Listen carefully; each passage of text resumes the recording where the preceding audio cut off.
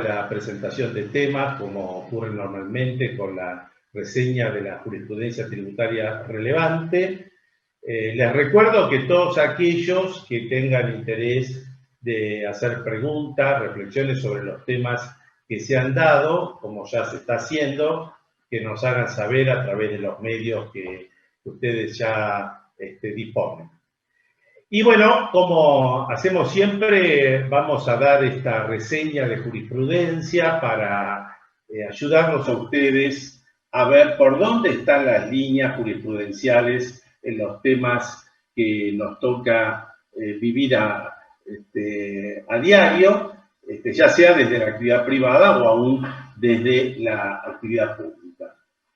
Y comenzamos con un tema que viene de Tucumán, de la Cámara de Apelaciones de Tucumán, un tema del embargo preventivo que una y otra vez aparece en día de en los hechos, en la práctica, que en más de una ocasión estos embargos preventivos son descalificados por la justicia, porque más allá que el artículo 111 de la Ley de Procedimiento tiene una norma amplia para la aplicación de la administración tributaria, obviamente este esquema tiene ciertos requisitos.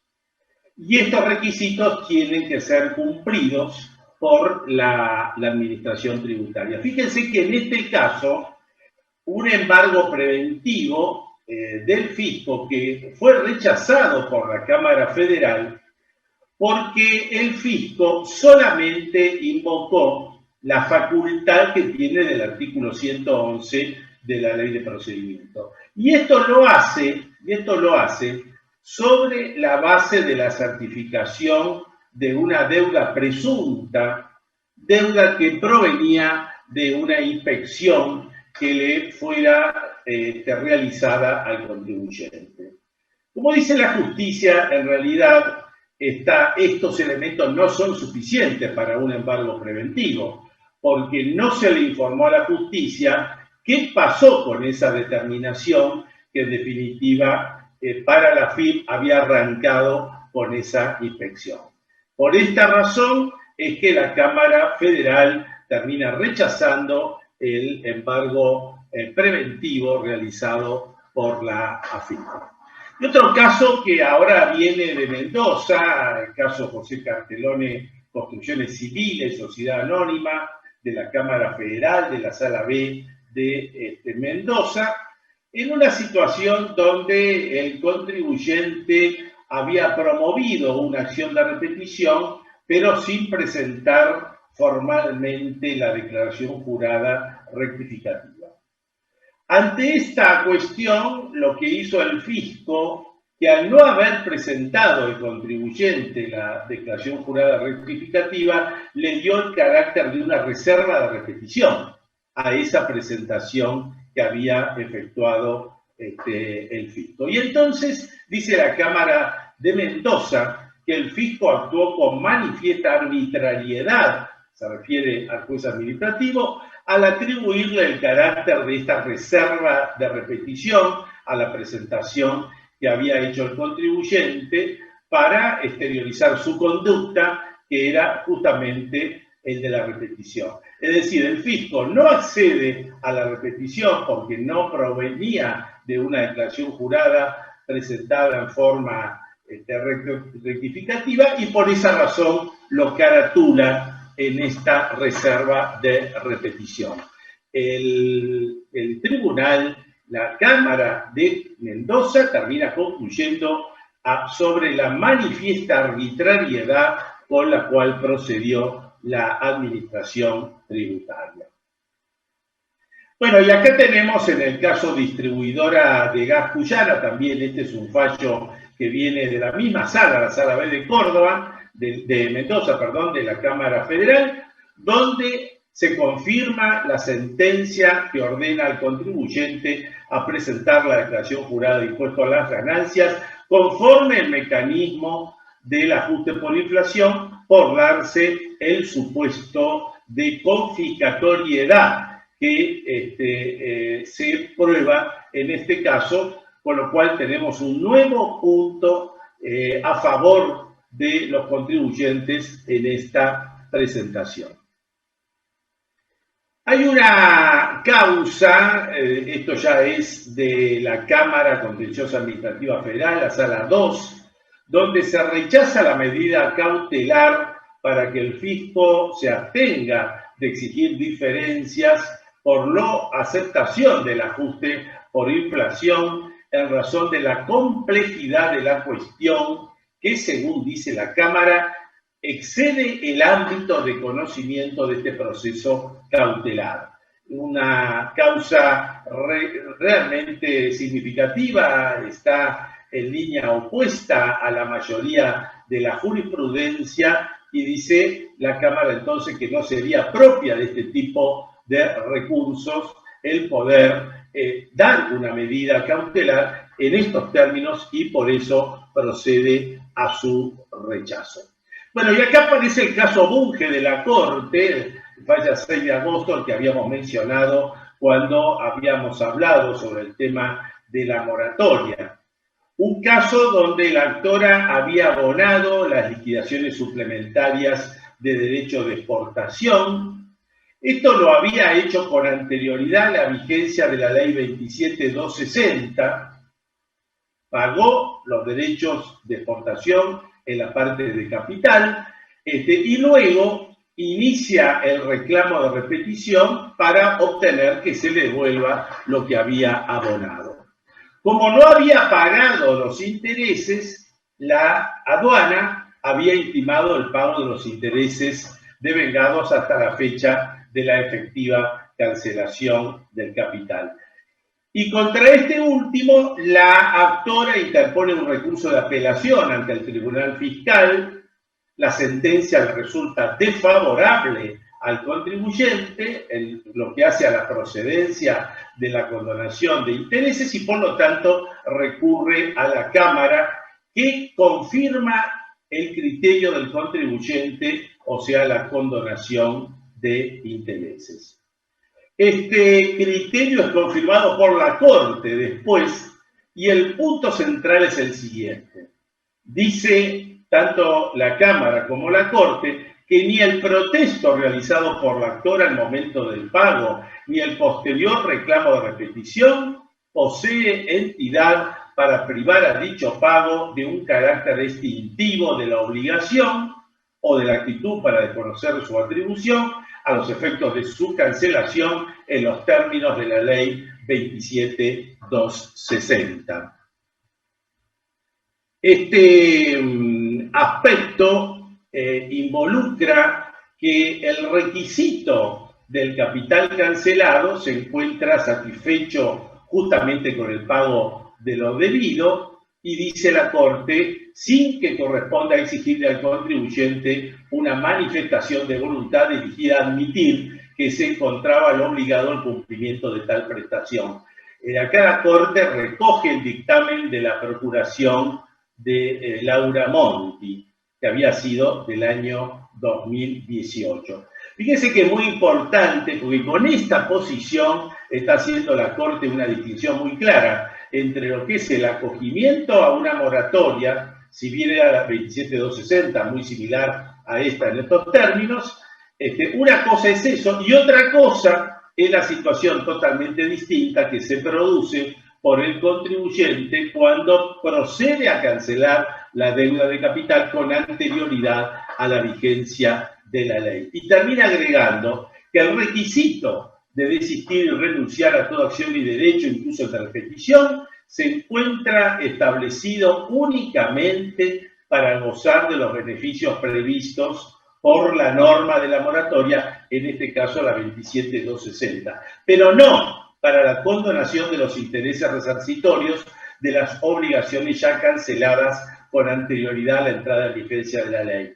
Y clara la posición de la Corte en este sentido. ¿Qué diferencia existe entre los beneficios que se configuran como consecuencia de la adhesión al régimen de la situación totalmente distinta, que es justamente la cancelación de la deuda de capital con anterioridad?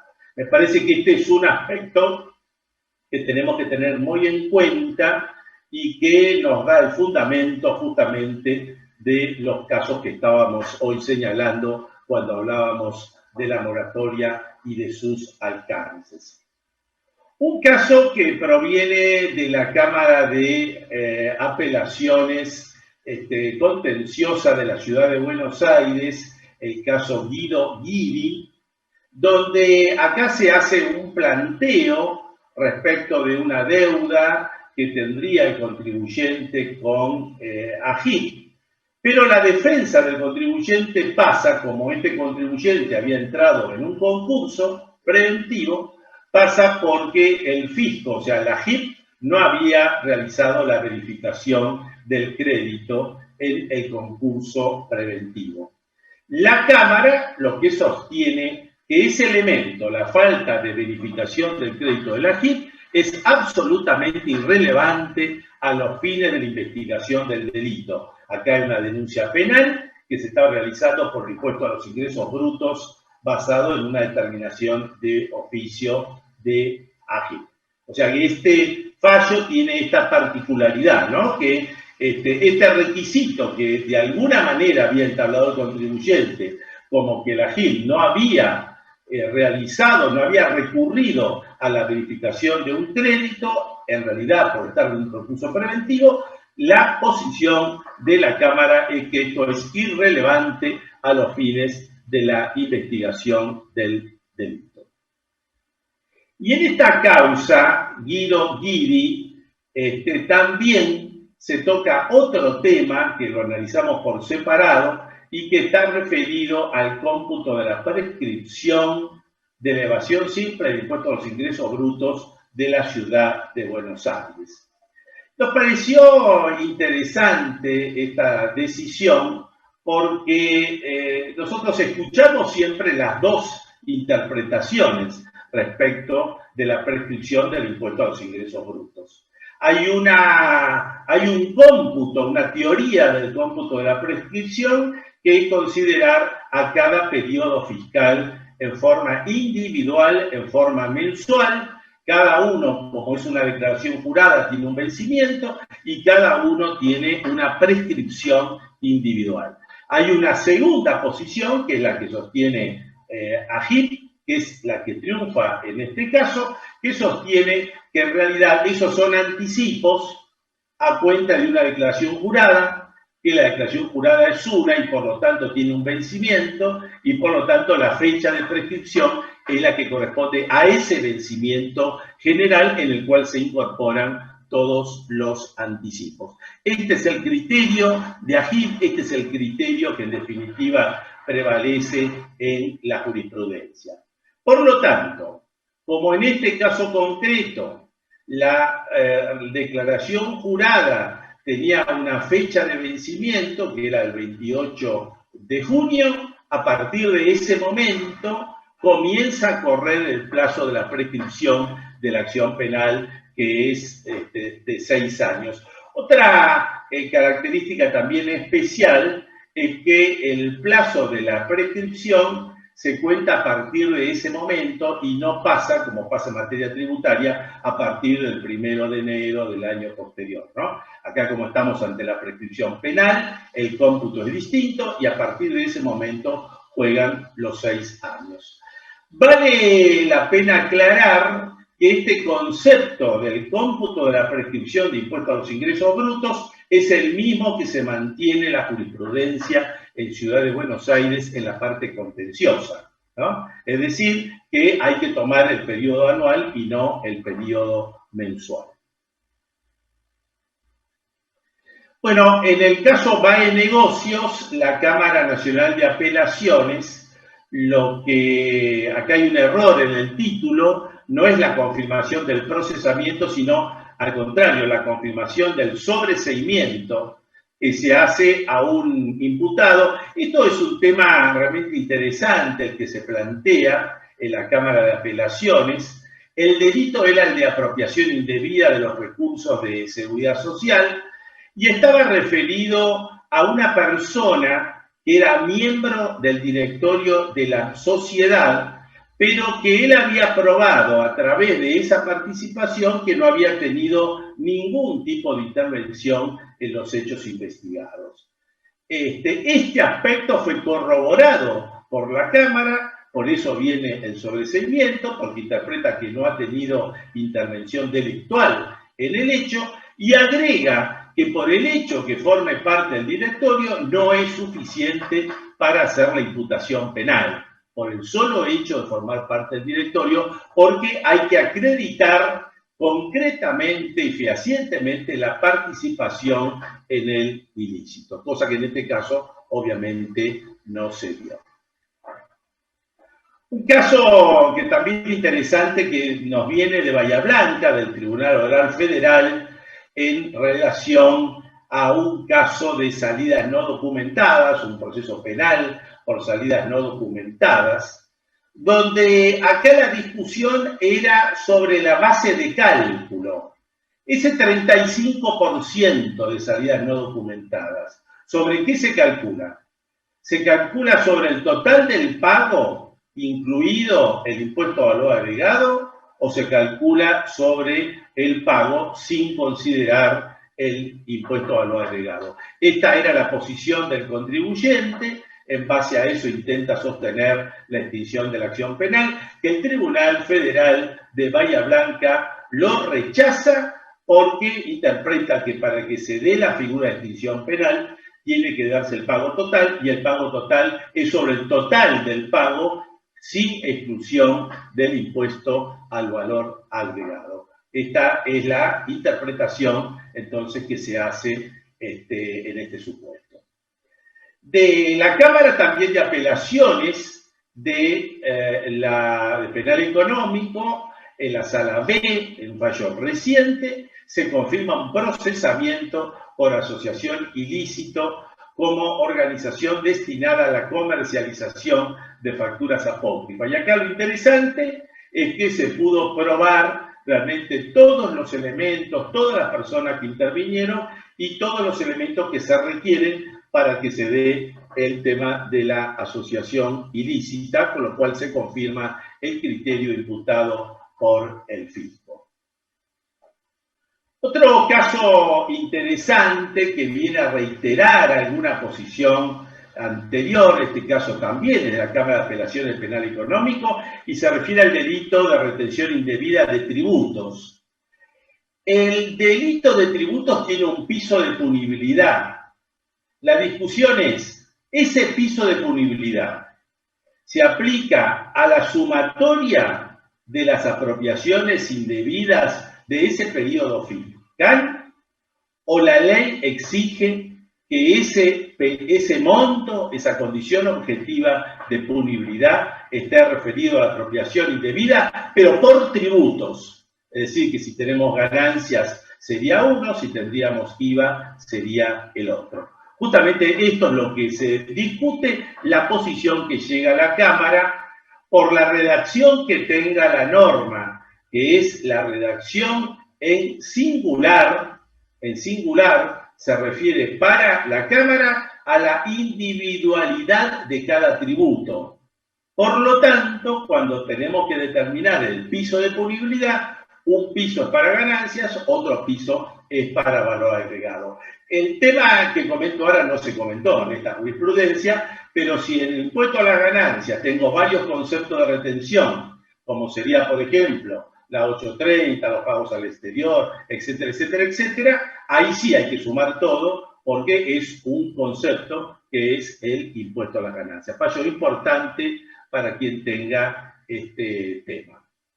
Y otro fallo interesante que también proviene de la Cámara de Apelaciones, de la Sala 3, es el caso de una actuación entablada por AGIP que se hace contra la Administración General de Puertos, un acto individual dictado donde la AGIP omite un pequeño detalle.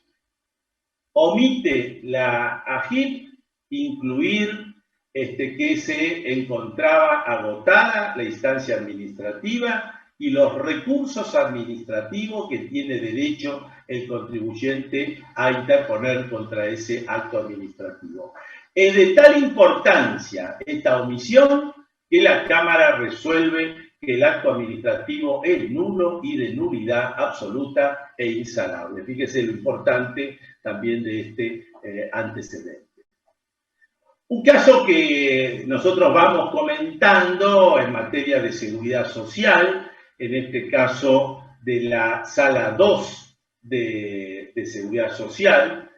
Quizás la Cámara esta de Seguridad Social es la que más atrasada existe en materia de jurisprudencia, porque faltan miembros, porque acá se discute gran cantidad de temas. Bueno, los temas jubilatorios se discuten justamente también aquí en la Cámara, pero hay un tema que nosotros venimos siguiendo ante estos cambios de la sala para ver qué posición toma cada sala, y es el tema del seguro de caución. Cuando un contribuyente tiene que recurrir a la instancia judicial en seguridad social, tiene que hacer un depósito previo, y ese depósito previo es para que pueda habilitar la instancia judicial. Entonces la pregunta es, ¿cabe el reemplazo de ese pago previo por un seguro de caución? Esto fue lo que resuelve la Cámara de Seguridad Social en la Sala 2, diciendo que el seguro de caución resulta suficiente para tener por acreditado el pago del depósito previo y con ello la habilitación de la instancia judicial. Y agrega la Cámara, hecho en virtud del monto en cuestión y de la imposibilidad en principio de la empresa conforme surge de los informes contables. Por eso que siempre es recomendable para quien tenga que echar mano a esta situación, además recurrir al informe contable para que el informe contable pueda acreditar la imposibilidad de pago. Y a eso hay que unirle el seguro de caución. Esta es la posición de la Sala 2 de Seguridad Social. Un fallo trascendente que viene de la Cámara Federal de San Martín, de la Sala 2, muy reciente, 23 de septiembre, que viene a analizar el tema del abuso del convenio de doble imposición con España, sostenido este abuso en función al principio de realidad económica 1 y 2 de la Ley de Procedimientos. Recordamos que el artículo 1 y 2 son dos normas que están dentro de lo que llamamos normas antiabuso y que la Cámara dice que no se torna eficaz a los fines de su aplicación en el marco de la Ley Penal Tributaria. Diríamos que esta posición es la posición que en general tienen los tribunales de todo el mundo. Cuando la administración tributaria utiliza este tipo de ficciones que implican la norma antiabuso, en general la jurisprudencia internacional viene sosteniendo que no es posible aplicar la Ley Penal Tributaria porque no se ha cumplido con el precepto de la demostración cierta del ardid. Un fallo que realmente me parece muy importante tenerlo en cuenta porque ya estamos viendo nosotros en estas normas antiabuso cómo aparece la norma antiabuso en el impuesto a la riqueza, lo señalaba más temprano Juan Carlos Nicolini, y cómo reaparece también ahora en el proyecto del impuesto a los bienes personales como consecuencia del nuevo régimen de incentivos a lo que son las colocaciones en moneda nacional, como también aparecen estas normas antiabuso. Por eso que esta decisión de la Cámara de San Martín es realmente trascendente en esta materia.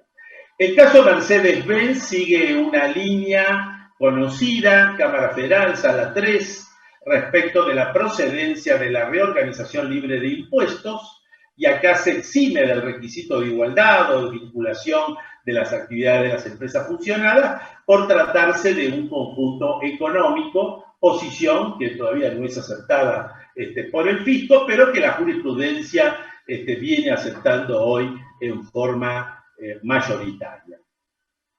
El caso Ranco también es destacable, es la Cámara de Apelaciones, la Sala 4, determinó la improcedencia de la acción declarativa de certeza de ajuste por inflación por un elemento.